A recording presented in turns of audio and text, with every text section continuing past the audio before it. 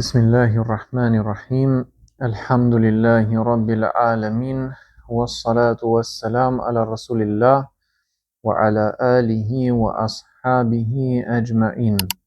Të nderuar vëllezër, motra dhe miq, ju përshëndes të gjithëve me përshëndetjen islame. Assalamu alaikum wa rahmatullahi wa barakatuh. Paqja qoftë mbi ju dhe mëshira e Allahut dhe bekimet e tij.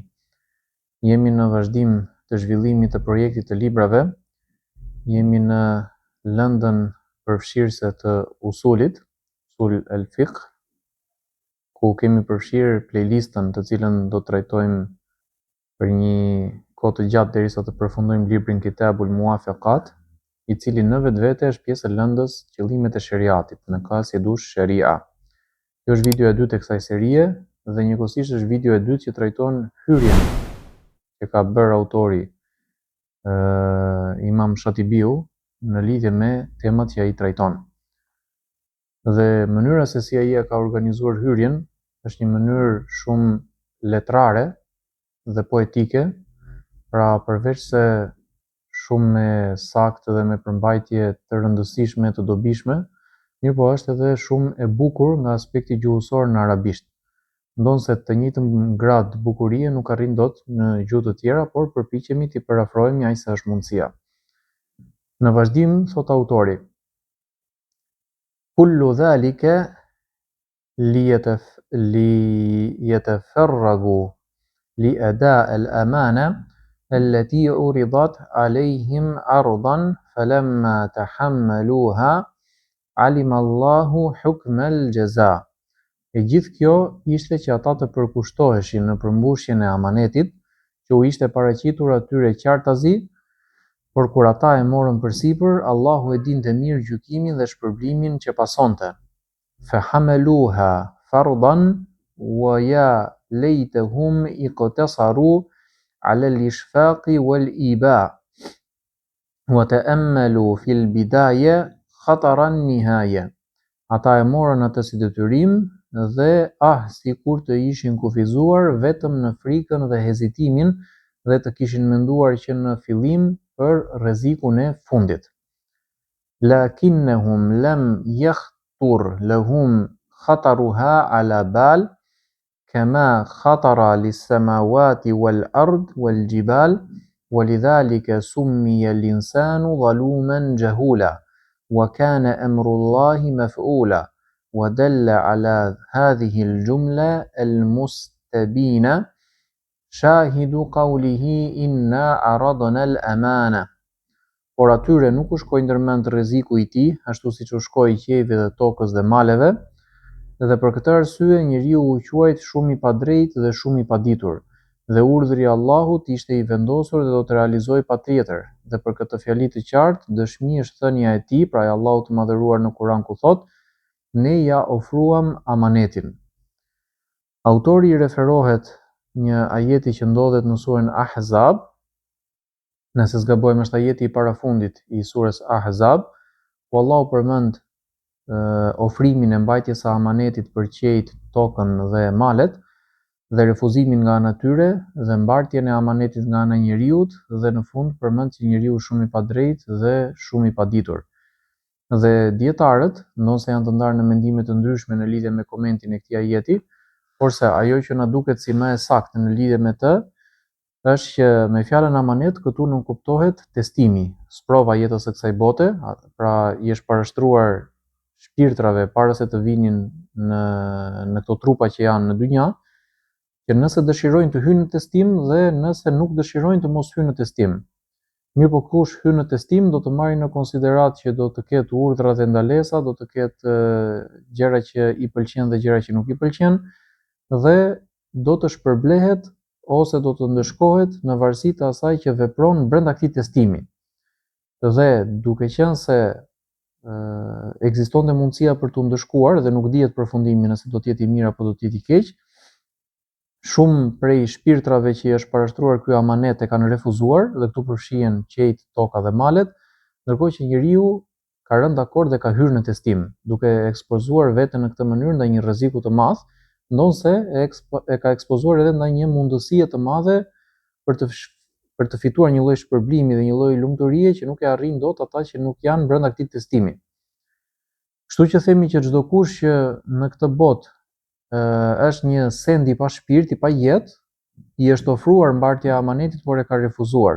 Kurse ata që janë të logjikshëm dhe të krijuar dhe me dëshira gjithashtu, ku përfshihen vetëm njerëzit dhe xhindët, ata kanë pranuar që të hyjnë në këtë testim dhe ta mbartin amanetin. Pra rreth kësaj domethënie rrotullohen fjalët e autorit në këto rreshta që sapo lexuam. Më pas autori thot: فسبحان من أجرى الأمور بحكمته وتقديره على وفق علمه وقضائه ومقاديره لتقوم الحجة على العباد فيما يعملون. I lartësuar ose i përsosur qoftë ai që i rregullon të gjitha çështjet me urtësinë e tij dhe me caktimin e tij, sipas dijes së tij, vendimit dhe paracaktimit të tij, në mënyrë që argumenti të jetë i plotë kundër robërve për atë që ata bëjnë. La yus'alu amma yaf'alu wa hum yus'alun. Ai nuk pyetet për atë që vepron, ndërsa ata do të pyeten. Edhe kjo gjithashtu është pjesë nga Kurani. Wa nashhadu anna Muhammadan abduhu wa rasuluhu wa habibuhu wa khaliluhu as-sadiqul amin al-mab'uthu rahmatan lil alamin بملة حنيفية وشريعة بالمكلفين بها حفية ينطق بلسان التيسير ببيانها ويعرف أن الرفق خاصيتها والسماح شأنها. Dhe dëshmojmë se Muhamedi është robi dhe i dërguari i tij, i dashuri dhe miku i tij i sinqert, i vërteti dhe i besueshmi, i dërguari si mëshirë për botët, me një fe të pastër dhe me një ligj të lehtësuar për ata që ngarkohen me të, një ligj i butë që flet me gjuhën e lehtësimit përmes sqarimit të saj dhe që di se butësia është cilësia e saj, ndërsa mirëkuptimi është i pari i saj. فهي تحمل الجمّا الغفير ضعيفا وقويا وتهدي الكعفة فهيما وغبيا وتدعوهم بنداء مشترك دانيا وقاسيا. Ajo mbart masa të mëdha njerëzish, të dobët dhe të fortë, dhe i udhëzon të gjithë të mençur dhe të pakujdesshëm, dhe i thërret me një thirrje të përbashkët, si afër ashtu edhe larg.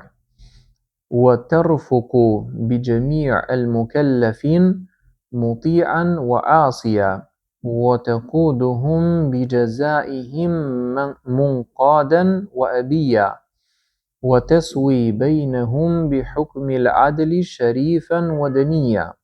Ajo tregohet e butë me të gjithë të ngarkuarit me përgjegjësi, qofshin të bindur apo të pabindur, i udhëheq ata me vendosmëri, si ata që dorëzohen ashtu dhe ata krenarët. Në fjalën krenar në kupton më tepër domethënin rebelët që nuk pranojnë të i nështrojnë urdhrave të Allahut, të cilat janë në vetvete drejtësia. Ajo i barazon njerëzit mes tyre me gjykimin e drejtësisë, si fisnikun ashtu dhe të ultin. Wa tubawwi'u hamilaha fi dunya wal akhirah makanan 'aliya. Ajo e vendos mbajtësin e saj në këtë botë dhe në botën tjetër në një pozitë të lartë. وتدرج النبوة بين جنبيه وإن لم يكن نبيا وتلبس المتصف بها ملبسا سنيا حتى يكون لله وليا. Ajo rrit shkallët e profecisë brenda tij, pra brenda personit, edhe nëse ai nuk është profet, dhe e vesh atë që i përshkruhet me një petk madhështor derisa ai të bëhet mik i Allahut. فما أغنى من والاها وإن كان فقيرا وما أفقر من عاداها وإن كان غنيا. Sa i pasur është ai që e mban atë për vete, edhe nëse është i varfër, dhe sa i varfër është ai që i kundërvjet asaj, edhe nëse është i pasur. Pra këtu nënkupton nderimin dhe lartësimin dhe përsosin që fiton njeriu kur është në gjendje zbatimi të fesë islame. فلم يزل صلى الله عليه وسلم يدعو بها وإليها وبيت للثقلين ما لديها ويناضل براهينها عليها ويحيي بقواطعها جوانبها بالغا الغاية في البيان. Dhe profeti sallallahu alaihi wasallam nuk rreshti kurrë së thirruri drejt saj dhe u përgatit për dy krijesat e rënduara. Me këtë term zakonisht në Kur'an nuk kuptohet njerëzit e gjindët, ata që janë në testim. Me atë që ajo mbante dhe u përball me argumentet e saj mbi të dhe ringjalli me provat e saj anët e fesë, duke e çuar shpjegimin deri në kufirin më të lartë. Yaqulu bilisani halihi wa maqali ana an-nadhiru al-uryan. Ai thoshte me gjendjen dhe fjalët e tij, un jam paralajmëruesi i zhveshur. Me këtë nuk kuptojnë arabët paralajmëruesi i qartë që dallohet domethënë pa pikën e dyshimit realiteti i tij. Sallallahu alayhi wa ala alihi wa ashabihi alladhina arafu maqasid ash-shari'a fahassaluha wa assasu qawaidaha wa usulaha. Allahu e bekoft atë, familjen e tij dhe shokët e tij, të cilët i njohën qëllimet e shariatit, i grumbulluan ato dhe vendosën rregullat dhe bazat e tij. وجالت أفكارهم في آياتها وعاملوا الجد في تحقيق مبادئها وغاياتها. Mendjet e tyre shëtitën në përvargjet e tij dhe punuan me zell për të realizuar parimet dhe synimet e tij. وعزموا بعد ذلك باطراح المال وشفعوا العلم بإصلاح الأعمال وسابقوا إلى الخيرات فسبقوا وسارعوا إلى الصالحات. Ata vendosën me vendosmëri, pasi hodhën tutje dëshirat e kota, bashkuan dijen me përmirësimin e veprave, u përpoqën të parët drejt veprave të mira dhe i parakaluan të tjerët, u ngutën drejt punëve të drejta. فما لجوا إلا أن طلع في آفاق بصائرهم شمس الفرقان وأشرق في قلوبهم نور الإيمان فظهرت ينابيع الحكم منها على اللسان.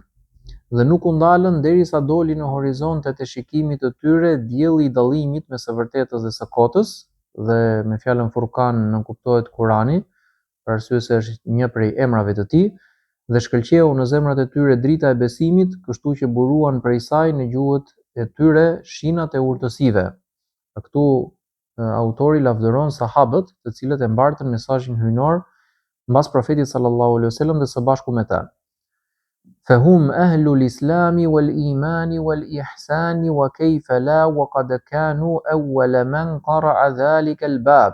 Ata janë populli i Islamit dhe imanit dhe ihsanit, që konsiderohen tre grada të ndryshme të besimit, njëra më e lartë se tjetra, dhe si të mos jetë kështu kur ata që janë të parët që trokitën atë derë. Fesaru khasatel khasa walibab al-albab wa nujuman yahtadi bi anwarihim ulul albab. Dhe kështu u bën njerëz të veçantë nga më të veçantët, porta e mendjeve dhe yje me dritën e së cilëve udhëzohen njerëzit e mendjes së thellë, pra ata që logjikojnë. Wa anil ladhina khalafuhum qudwatan lil muqtadin wa uswatan lil muhtadin wattabi'ina lahum bi ihsanin ila yawmiddin wa sallama tasliman kathira. Dhe për ata që erdhën pas tyre, ata janë shembull për t'u pasuar, model për të udhëzuarit dhe për ndjekësit e tyre deri në ditën e gjykimit. Paqja dhe përshëndetja e shumt qofshin mbi ta. Amma ba'd, ayyuha al-bahithu an haqa'iq a'la al-ulum at-talibu li arqa nata'ij al-hulum al-muta'attish ila ahla mawarid al-fuhum al-ha'imu hawla hayy al-zahir ar-rasum طمعا في إدراك باطنه المرقوم معان مرتقات في فتن تلك الرسوم. Dhe më pas, o ti kërkuesi së vërtetave, më të larta të dijeve, nxënësi i rezultateve më të larta të mendimit, i eturi për burimet më të ëmbla të kuptimit, i cili rrotullohesh rreth një mjedisi të gjallë, të qartë në pamje dhe të shënuar në formë, me shpresën për të kapur thelbin e brendshëm të tij të shkruar, aty ka kuptime të ngritura të përzjera mes provat e atyre shenjave. فإنه قد آن لك أن تصغي إلى من وافق هواك هواه وأن تطارح الشجا من ملكه مثلك الشجا. Sepse tashmë ka ardhur koha që ti t'i vësh veshin atij që e ka dëshirën në njësi me dëshirën tënde, dhe që ta shkëmbesh dhimbjen e fshehtë me atë që si ti mban në zotrimin e tij të njëjtën plagë shpirtërore. وتعود إذ شاركته في جواه حل جواه حتى يبث إليك شكوى. Dhe të kthehesh pasi e ke ndarë me të brengën e zemrës në një qetësim të brendshëm, derisa ai të ta shpalos ankesën e tij. لتجري معه في هذا الطريق من حيث جرى وتسري في غبشه الممتزج ضوءه بالظلمة كما سرى وعند الصباح تحمد إن شاء الله عاقبة السرى.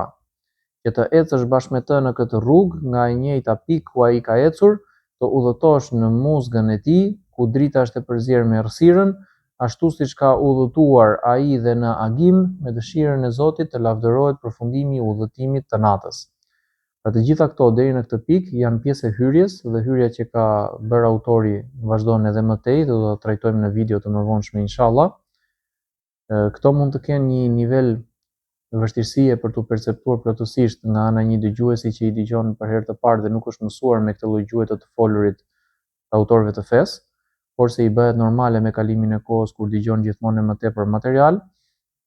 Dhe nga ana tjetër, hyrjet e këtyre librave në një farë mënyrë ngjajnë me njëra tjetrën, për arsye se kanë themele të njëjta. Pra kryesisht trajtojnë ose biografinë e autorit, ose arsyet e shkrimit të këtyre veprave, qëllimet që dëshirohet të arrihen nëpërmjet tyre, metodologjinë e ndjekur, referencat përkatëse, të dhënat e përgjithshme mbi lëndën dhe lavdërimi në përgjithësi për fenë islame dhe të gjitha pjesët e saj. Për këtë arsye, mund të themi që do të hyjmë më shumë në temë në momentin që do të kapërcehet hyrjet e secila prej këtyre librave dhe do të fillojnë të trajtohen tematikat specifike të atyre lëndëve përkatëse. Dhe gradualisht do të fillojnë të shikohen edhe frytet edhe dobit e kësaj pune që është në fillim të fillimit. I rikujtojmë shikuesit të na ndihmojnë me nga një subscribe, like edhe share. I përshëndesim të gjithë. Subhanakallahumma wa bihamdik, wa ashhadu an la ilaha illa anta, wa astaghfiruka wa atubu ilayk.